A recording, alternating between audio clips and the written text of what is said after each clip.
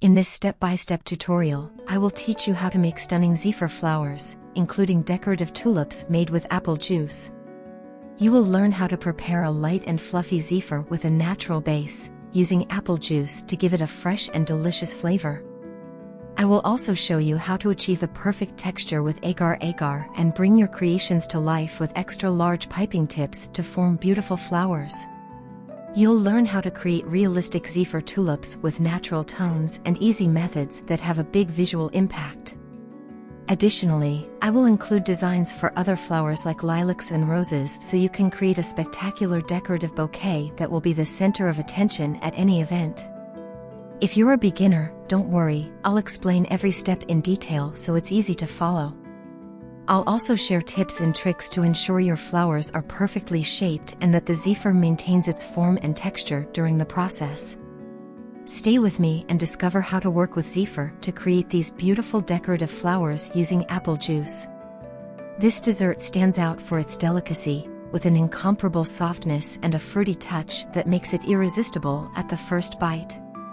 There's nothing better than holding these beautiful flowers in your hands, enjoying their delicacy, and savoring every bite of their delicious flavor with joy. Best of all, zephyr is a fat-free dessert. While it does have its share of sugar, it's a healthier option compared to other desserts filled with cream or butter. And visually, you can't imagine, these flowers aren't just delicious, they're so spectacular they look like they came straight out of a magical garden. I truly enjoyed making these recipes and preparing this tutorial especially for you, so you can finally learn how to create these wonders we've been searching for. And believe me, I was part of that search too. Learning to make zephyr wasn't easy, it took time and I made plenty of mistakes, but I learned from each one. Today, with all this knowledge and experience, I am here to teach you proven, perfected, and love-filled recipes. I hope you enjoy preparing these zephyr flowers as much as I did, and if you like them, please help me share this tutorial with more people so they can also discover and enjoy this unique dessert. Thank you for joining me on this journey of learning and creativity. Don't forget to subscribe to my channel, leave a comment letting me know where in the world you're watching from, and share this recipe with your friends on social media. Your support helps me continue creating content and teaching more people how to prepare these artistic delights.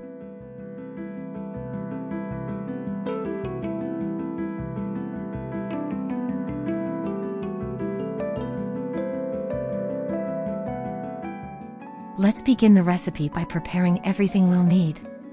First, I organize the piping tips. Here, I show you some very large and innovative piping tips for us, similar to traditional Russian piping tips, but 2 or 3 times bigger. I place one of these tips in an extra large piping bag, approximately 40 to 50 centimeters, 16 to 20 inches, and I'll show you an effective way to do it. Make sure to secure the tip firmly by pressing it in place, then carefully use a sharp knife to cut the bag just at the edge where the tip begins. It's important not to cut too high, as you risk the tip popping out while forming the tulips, which could make the process more difficult. I will use gel food coloring from different brands to give the flowers a vibrant touch. I also want to show you piping tips that, although they share the same number, are not exactly the same. Here, I have tip number 874. Both are labeled with the same number, but one has a finer opening and the other a slightly thicker one. Similarly, I show you other piping tips, such as tip number 124, which I'll use to create lilac flowers, and the other will be used to make more delicate and fine roses.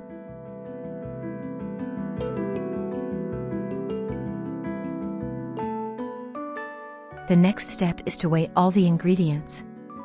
I'll need 70 g, 2.5 ounces, of egg whites, 70 g, 2.5 ounces, of white sugar, 2.5 g, 0.1 ounces, of lemon-flavored fruit salt, equivalent to baking soda in its fruit salt version. Dry the mixing bowl well and add the egg whites, sugar, and fruit salt.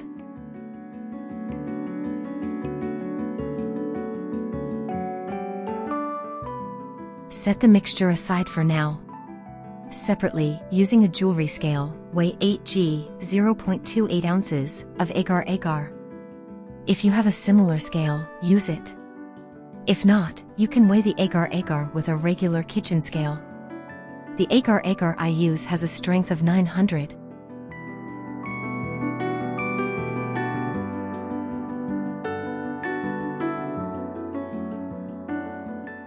Next, prepare a heavy-bottomed saucepan and add 200g, 7 ounces, of white sugar, 250g, 8.8 ounces, of apple juice, the 8g, 0.28 ounces, of agar-agar. Mix everything slightly to incorporate the ingredients well.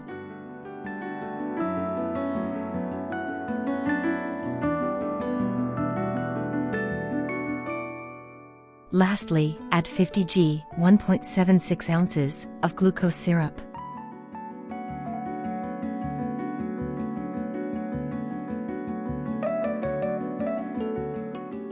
The next step is to preheat the oven to a very low temperature, 50 degrees Celsius 122 degrees Fahrenheit, with heat from both the top and bottom.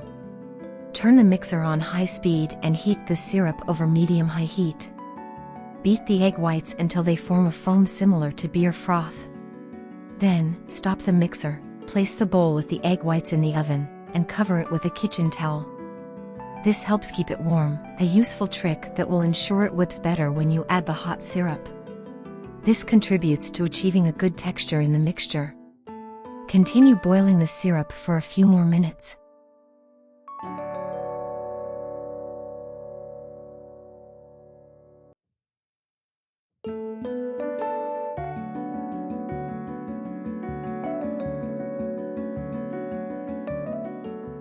When the syrup reaches the thread stage, place the bowl back in the mixer and, while beating the egg whites on high speed, gradually add the syrup in a steady stream until completely incorporated.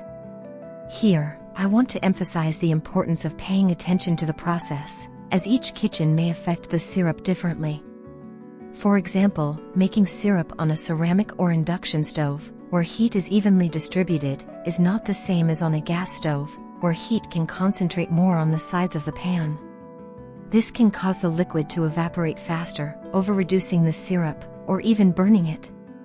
So, adjust the heat according to the type of stove you're using to ensure the syrup cooks optimally without issues.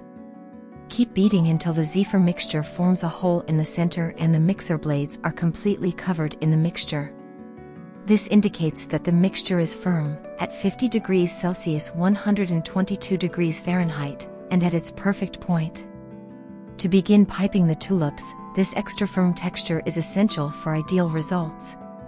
When removing the mixture from the mixer blades, do it carefully. Use a silicone spatula and avoid hitting the blades as you might with other preparations, as this mixture is so dense it could damage them. Look at how beautiful and firm the cream is, perfect for working with.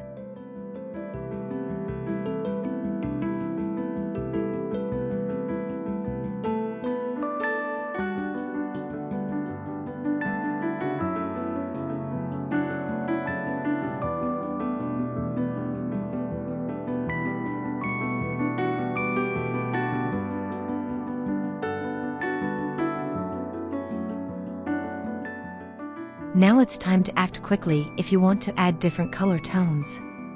Set aside a small portion of the cream, add the desired coloring, and mix well.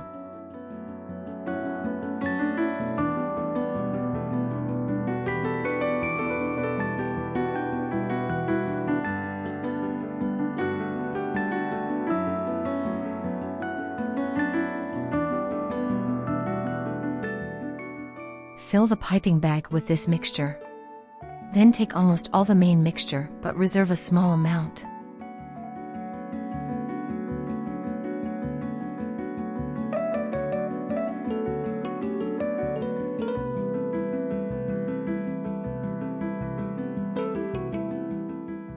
To this portion, add green coloring, mix, and cover the bowl to keep it warm by placing it in the oven at a low temperature. This will keep it ready for use in the final details. Start forming tulips as follows. Place the piping tip straight onto the base where you'll work with the Zefir. Press firmly and steadily as you lift, adjusting the flower's height to your desired size.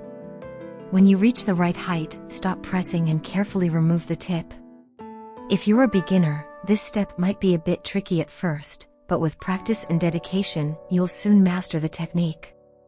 You'll see how beautiful flowers start appearing, as lovely as mine or even better. It's all a matter of patience and love for what you're doing. With this recipe and these ingredients, I was able to make 13 complete tulips with their respective leaves, plus some extra leaves.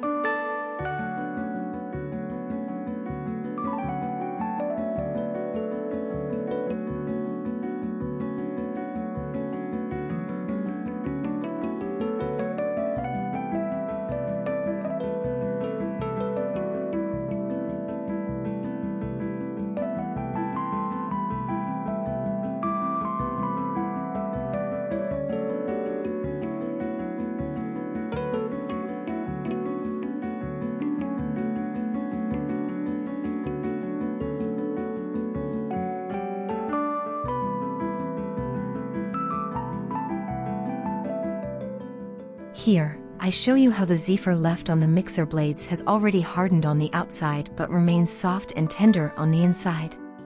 It's delicious, and kids love enjoying these little bits.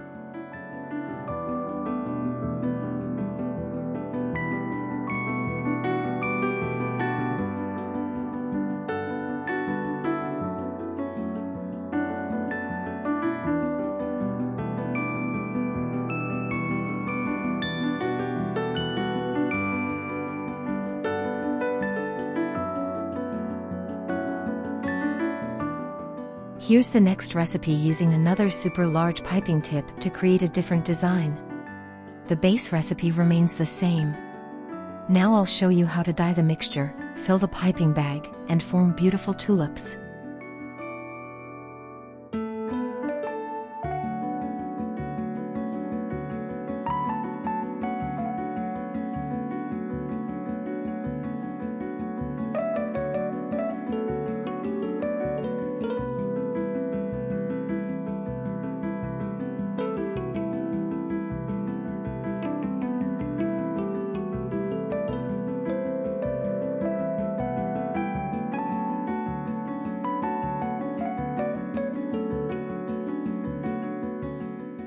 If a petal detaches when lifting the piping tip, don't worry, carefully use your hands to reposition it if possible.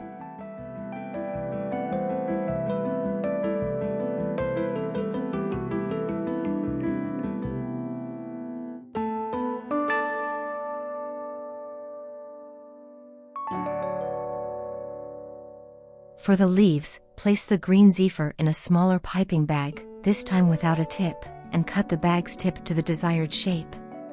Add leaves to each flower to complement the design. If you have leftover Zefir, make the most of it by forming additional leaves on pieces of paper or directly on the same tray. Having extra leaves is always useful, as they help fill gaps when assembling bouquets, making the final result even more spectacular. Now let's move on to the next batch, where I prepared double the amount of Zefir.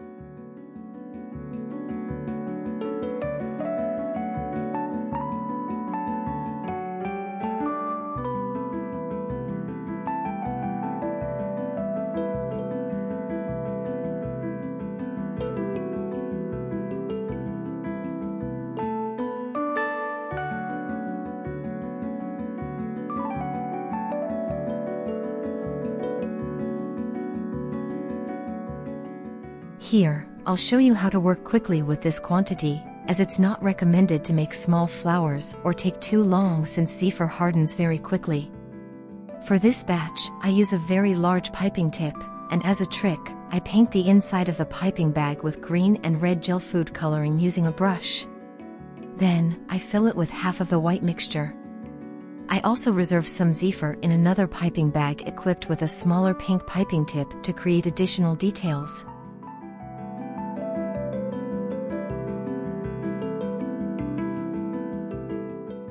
I cover the leftover Zefir and keep it in the oven at a very low temperature to maintain its texture and prevent it from hardening while I work. This ensures that all the Zefir is in optimal condition when used. I form tulips in red and green tones, and they turn out beautiful, perfect for decorating a Christmas table with their festive and elegant appearance.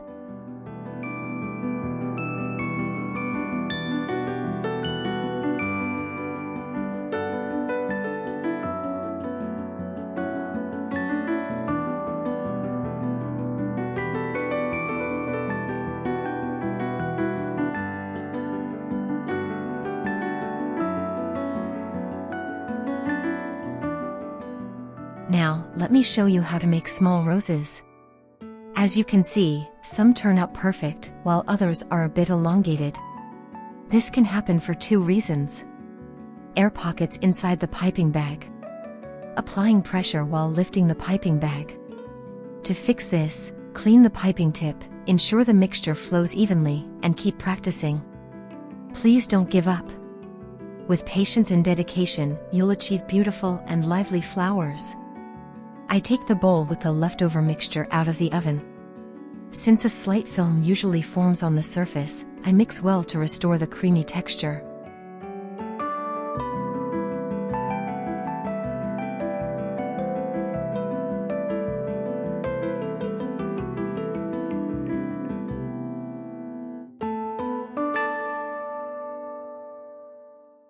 I immediately transfer the mixture to a piping bag without a tip. Then, I form small mounds on papers, which I'll use as centers for future roses and lilac flowers. This step is crucial to keep everything ready and optimize time when creating decorative flowers. I let the mounds rest and harden for a few minutes while preparing another batch of Zefir mixture, this time, a single portion. This allows me to keep working continuously and have everything ready to create more beautiful flowers. I place the Zefir in different piping bags, each with its respective piping tip, and add various gel food coloring tones directly into the bags.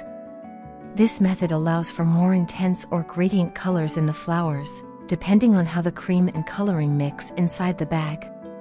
It's a simple and creative way to achieve flowers with color variations, giving each one a unique and realistic effect.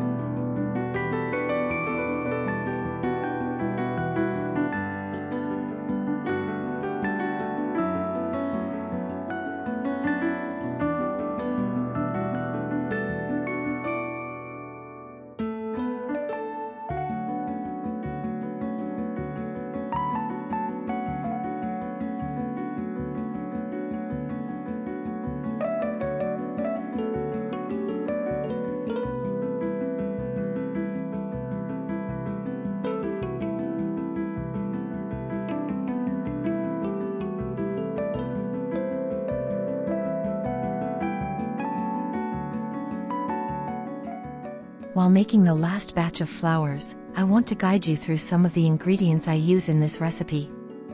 From the comments left on my other Zefir tutorials on my channel, I've noticed that sometimes people struggle to find some of the main ingredients, which cannot be substituted. Agar-agar cannot be substituted with gelatin. The main difference between agar-agar and gelatin for Zefir lies in their origin and properties. Agar-agar is a plant-based gelling agent derived from seaweed, while gelatin comes from animal collagen. Agar-agar has a higher gelling capacity and remains firm at room temperature, making it ideal for Zefir as it provides a more solid and stable texture. Additionally, agar-agar is perfect for vegan or vegetarian diets since it contains no animal products. On the other hand, gelatin is softer and melts easily at higher temperatures, which can affect Zefir's stability if not handled properly. In summary, agar-agar is preferred for Zefir due to its ability to hold its shape and plant-based origin. Agar-agar is known by various names depending on the region. Agar or agar-agar, universal name. Vegetable gelatin, alternative to animal gelatin. Canton, Japanese name. China grass, in India and Asia. Goma agar or agar powder, in Spanish-speaking countries. In Argentina and Brazil, it is generally found under the same name or as vegetable gelatin. In Latin America, the terms agar-agar or algae gelatin are used in natural food, diet, or baking stores. It's available in powder, bars, or flakes at natural food, Asian, or baking stores. If you can't find it, try online stores or large supermarkets. Lemon-flavored effervescent salt is a compound used as an antacid. It contains sodium bicarbonate, citric acid, and flavorings, giving it its characteristic lemon flavor. In different countries, it's known as Argentina, sal de frutas or brands like Eno. Mexico, sal de uvas pico. Portugal, Eno sal de frutas or similar products available in pharmacies. Other Latin American countries, look for sal de frutas in pharmacies or supermarkets. If you can't find a lemon-flavored version, you can substitute it by mixing baking soda with fresh lemon juice. This alternative works perfectly in the recipe.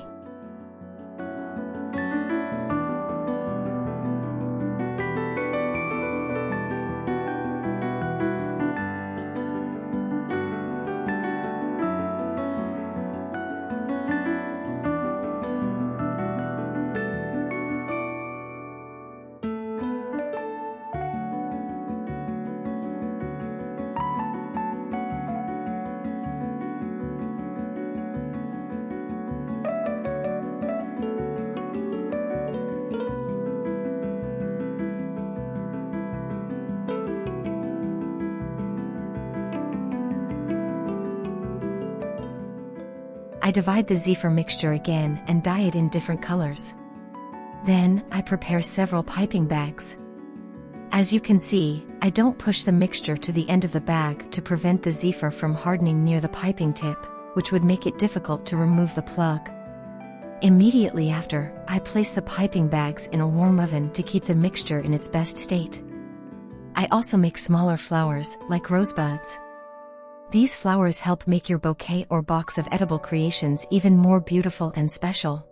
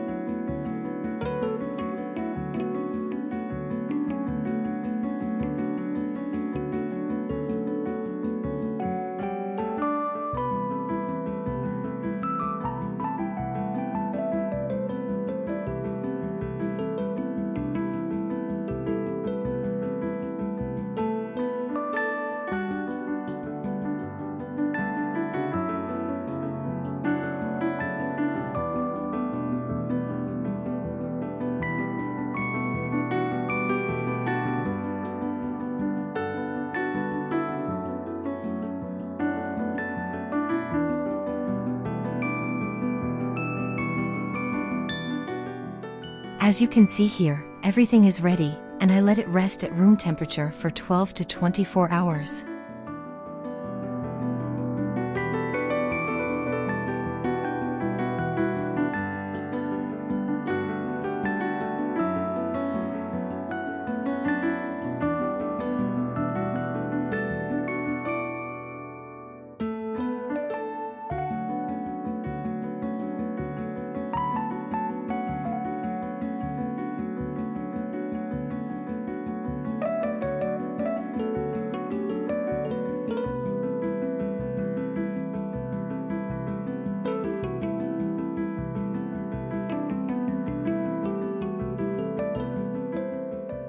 The next day, mix equal parts of half a cup, 65 g, of cornstarch and half a cup, 65 g, of powdered sugar.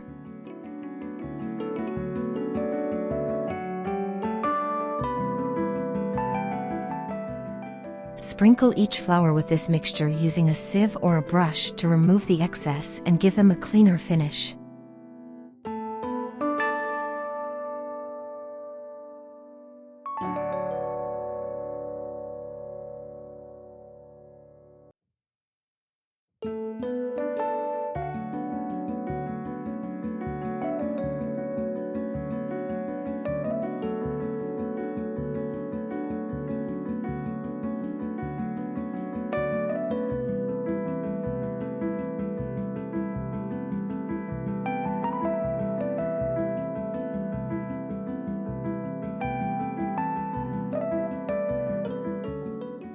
If you want to add more color to your flowers, you can use powdered food coloring.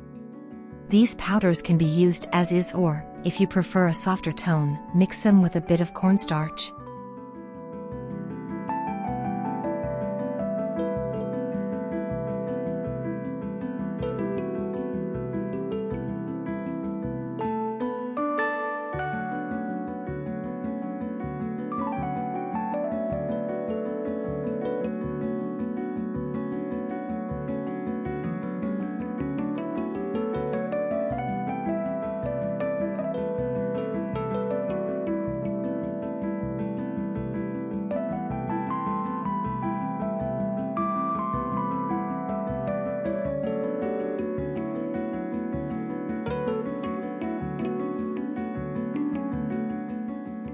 Once ready, I place the flowers in boxes or on trays to show you different presentation options. These flowers stay in optimal condition for 1 week to 10 days, always stored in airtight containers to maintain their freshness.